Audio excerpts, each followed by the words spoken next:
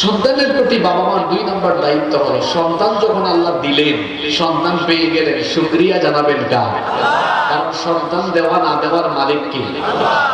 এজন্য সন্তানাদি যখন আপনি পেয়ে যাবেন, আল্লাহর শুকরগুজার হবেন, আল্লাহর শুকরিয়া জানাবেন। কারণ জগতে এমন বহু মানুষ আছে যারা বৈবাহিক সম্পর্কে দাম্পত্য জীবনে যাওয়ার পরেও কোনো সন্তান পায় নাই। আপনি সন্তান পেয়েছেন, এই সন্তান কিন্তু আপনি নিজে নিজে পান না। সন্তানাদের নেয়ামত আপনাকে দয়া করে যিনি দিলেন, জোরে বলেন তিনি কে? এই জন্য প্রত্যেক পিতামাতার 2 নম্বর দায়িত্ব হলো সন্তান পাওয়ার পরে আল্লাহর শুকরিয়া জানানো। কারণ সন্তান দেওয়া না দেওয়ার মালিক হচ্ছেন আল্লাহ। যখন পেলেন তখন শুকরিয়া করবেন। আমাদের জাতির পিতা আল্লাহর খলিল সাইয়েদনা ইব্রাহিম আলাইহিস সালামের 86 বছর পর্যন্ত কোনো সন্তান ছিল না। 86 বছর বয়সে যখন আল্লাহ তাকে সন্তান দিলেন, সেই সন্তানের নাম রাখলেন ইসমাঈল। আল্লাহ তখন তাকে 86 বছর বয়সে বার্ধক্যে যাওয়ার পরে যখন সন্তান দিলেন, তখন ইব্রাহিম আলাইহিস সালাম আল্লাহ তাআলার কৃতজ্ঞতা জানিয়ে শুকরগুজার হয়ে তিনি তখন আল্লাহর শুকরিয়া জানিয়েছিলেন। আর তার শুকরিয়ার ভাষা আল্লাহর কাছে এত পছন্দ হয়েছে, আমাদের শিক্ষার জন্য আল্লাহ সেটা কোরআনে কারীমের ভেতরে তুলে দিয়েছেন।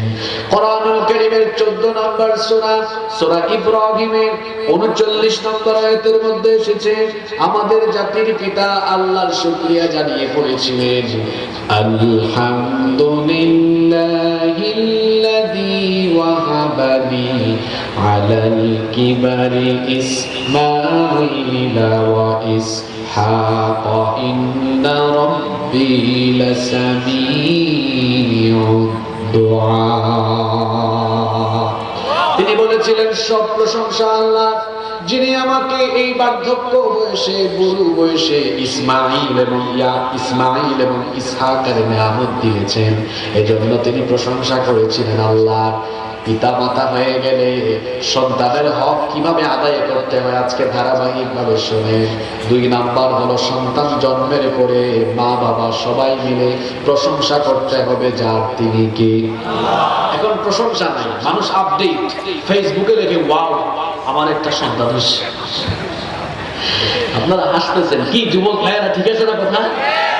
দেখি ওয়াও হবে না আলহামদুলিল্লাহ হবে। আল্লাহ শুকরিয়া জানাতে হবে। সন্তান পাওয়ার পরে 3 নম্বর কি দায়িত্ব পালন করতে হয় শুনেন। সন্তান ছেলে হোক বা মেয়ে হোক, দুটার উপরেই খুশি থাকতে হবে। আমাদের সমাজে আছে ছেলে হলে খুশি হয়, মেয়ে হলে খুশি হয় না, এমন মানুষ আছে না নাই? অথচ কোরআনে কারীমে আল্লাহ ছেলের কথা পরে বলেছেন, মেয়ের কথা আগে বলেছেন। মেয়ে সন্তান প্রথম পাওয়া এটা কিন্তু সৌভাগ্যবান ব্যক্তিদের আলামত। যে কোনো ব্যক্তি কিন্তু কন্যা সন্তান পায় না। আসমানের নিচে জমিনের উপরে যে স্বামী স্ত্রী সবচেয়ে সৌভাগ্যবান এবং সৌভাগ্যবতী, আল্লাহ তাদেরকে দয়া করে প্রথমে কন্যা সন্তান দান করে। কন্যা সন্তান পাওয়া এটা সৌভাগ্যের ব্যাপার। কন্যা সন্তানের মালিক হতে পারা, কন্যা সন্তানের পিতা মাতা হতে পারা, এটা বড় নিয়ামতের ব্যাপার। কারণ আল্লাহ নবী বলেছেন, আল্লাহ যেই ব্যক্তিকে কন্যা সন্তান দান করেন, যেই ঘরে কন্যা সন্তানের জন্ম হয়, হাদিসে এসেছে, ইদা বুলিদালির রাজুলু ইবনাতান বাআসাল্লাহু আযজা ওয়া জাল্লা মালাইকা। যেই ঘরে কোনো কন্যা সন্তানের জন্ম হয়, আল্লাহ সাথে সাথে ওই ঘরের মধ্যে রহমতের ফেরেশতা পাঠিয়ে দেন। রহমতের ফেরেশতা এসে ওই কন্যা সন্তানের মাথায় তাদের রহমতের হাত বুলিয়ে দেয়, আর ঘরের প্রত্যেকটি মানুষকে সালাম দেয়, আসসালামু আলাইকুম আহলাল বাইত।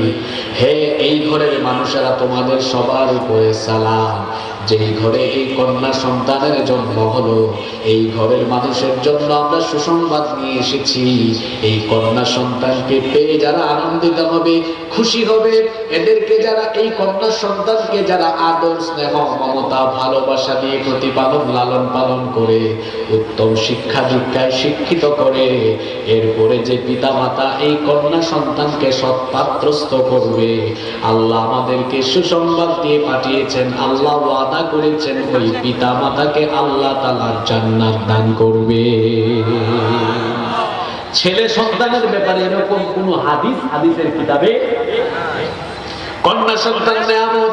আর ঘরে 3টা কন্যা সন্তান আছে, ওই 3 কন্যা সন্তানকে যারা লালন পালন করবে, অবহেলা না করে যারা উত্তম ভাবে লালন পালন করবে, আমার দিকে আপনারা তাকান। আল্লাহর নবী সাহাবীদের সামনে এই 2টা আঙ্গুল একভাবে একসাথে করলেন, এই 2টা আঙ্গুল একসাথে করে নবীজি বললেন, এই 2টা আঙ্গুল যেমন এভাবে একসাথে কাছাকাছি আছে, ঠিক সেভাবে 3 কন্যার মা বাবা আর আমি মুহাম্মাদুর রাসূলুল্লাহ কিয়ামতের দিন এভাবে একসাথে একই জান্নাতের ভিতরে থাকবো। তো বলছিলাম 3 নাম্বার দায়িত্ব হলো ছেলে হোক মেয়ে হোক সন্তুষ্ট হওয়ার পরে, ছেলে মেয়েটা জন্ম নিল, জন্ম নেওয়ার পরে উত্তম ভাবে গোসল দিয়ে এবার তার ডান কানে আযান দিতে হবে, বাম কানে ইকামত দিতে হবে। জোরে বলেন তো দেখি, ডান কানে কি, বাম কানে। হাদিস শরীফের মধ্যে এসেছে, সুনানে আবু দাউদের ভেতরে হাদিস এসেছে, উবাইদুল্লাহ বিন আবি রাফি তার বাবা থেকে হাদিস বর্ণনা করেছেন। তার বাবা বলেছেন, রাআইতু রাসূলুল্লাহ, সবাই বলেন সাল্লাল্লাহু আলাইহি ওয়াসাল্লাম, আযানা ফি উযুনাইল হাসান হিনা ওয়ালাদাতহু ফাতিমাতু বিসসালাহ।